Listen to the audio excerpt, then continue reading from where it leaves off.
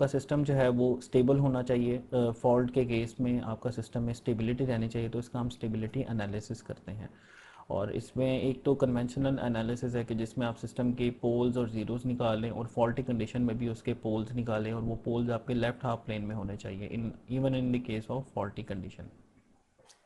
और दूसरा मेथड क्या होता है कि जो एडवांस मेथड है ल्यापनव का, जो कि हम ऑलरेडी डिस्कस कर चुके हैं नॉन लीनियर के लेक्चर्स में प्रीवियसली, जिसमें हम ल्यापनव फंक्शन डिफाइन करेंगे पॉजिटिव डेफिनेट, जैसे ये वी ऑफ एक्स है, एक्स ट्रांसपोज पी एक्स, ये हम कर चुके हैं पहले।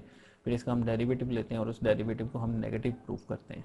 ठीक है, तो डेरिवेटिव हमारा अगर नेगेटिव आता है तो इसका मतलब ये है कि हमारा सिस्टम जो है वो स्टेबल होगा, यानी ये एनर्जी डिसिपेटिंग लाइक बिहेवियर है उसका, तो ये हम ऑलरेडी डिस्कस कर चुके हैं। अच्छा, फिर रिलायबिलिटी जो है अभी हम डिस्कस कर रहे थे रिलायबिलिटी एनालिसिस में। तो रिलायबिलिटी जो है एनालिसिस में हमने देखा कि हमने डुअल रिडंडेंट की एक्सप्रेशन निकाला रिलायबिलिटी का, फिर हमने ट्रिपल मॉड्यूलर रिडंडेंसी का एक्सप्रेशन निकाला। हम इसको आगे फर्दर भी देखते हैं। इसके फिर इसमें बहुत सारे इंपॉर्टेंट पैरामीटर्स आते हैं रिलायबिलिटी के अंदर, failure rate, M T T R. जैसे इसमें हम reliability can be defined as in terms of dependability and availability of the system under specified time and conditions. Reliability depends on the failure rate of the system components, operating time and environmental conditions.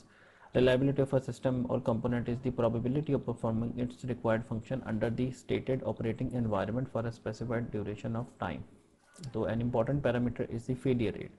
Failure rate क्या होता है कि it is defined as the expected number of failures per unit time, यानी per unit time में कितने fail होते हैं आपके, यानी अगर आप इसको आवर्स में ले लें तो आपके 1000 आवर्स में एक कंपोनेंट अगर आपका फेल होता है तो उसका ये आगे एग्जांपल इसने दी हुई है। For example, if a component fails after 1000 hours, the failure rate will be 1/1000 और 1 × 10⁻³ फेलियर्स पर आवर। तो ये आपका फेलियर रेट लैम्डा निकल आता है।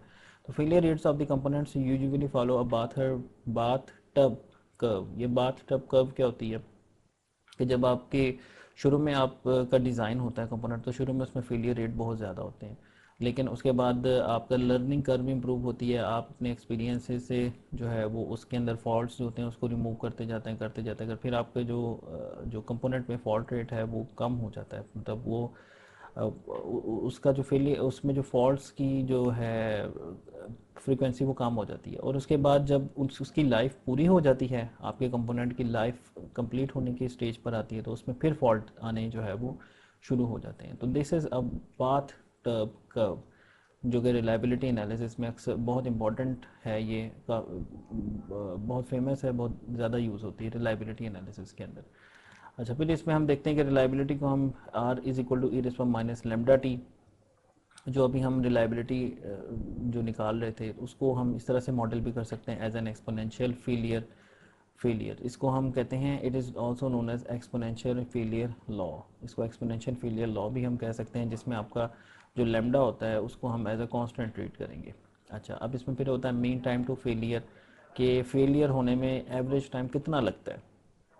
तो हम MTTF जो है वो आइडियली बहुत ज़्यादा चाहेंगे, ताकि हमारा जो है वो फेलियर का टाइम है बहुत ज़्यादा होना चाहिए। ठीक है, it is average time during which the item will be expected to last in operation. ठीक है, there is a modelling assumption of MTTF, the failed item has infinite repair time और simply stating the item can not be repaired. अच्छा, इसमें एक repair time भी होता है कि अगर सिस्टम में अगर आपका कंपोनेंट में फॉल्ट आ गया तो आप उसको रिपेयरिंग करनी है, उसको रिपेयर में कितना टाइम लग रहा है। तो MTTF is computed by the following formula, तो इंटीग्रेशन ऑफ रिलायबिलिटी फंक्शन, तो वहाँ से आपका निकल आएगा MTTF, mean time to failure. अच्छा, और वैसे अगर आप इसको निकालें कैलकुलेशन करके, तो इसकी जब आप करेंगे इंटीग्रेशन, तो ये आपका जो है वो आ जाएगा डिनोमिनेटर में लैम्डा, तो it becomes your 1/λ। So MTTF is calculated for the unrepairable system. Unrepairable system का मतलब क्या है, ऐसा सिस्टम जिसकी रिपेयर का टाइम क्या हो, इनफाइनाइट हो, जो कि रिपेयर नहीं हो सकता। अच्छा, उसके बाद आता है ये कुछ पैरामीटर्स हैं इंपॉर्टेंट जो कि रिलायबिलिटी एनालिसिस में यूज़ होते हैं। अच्छा, उसके बाद आगे देखते हैं हम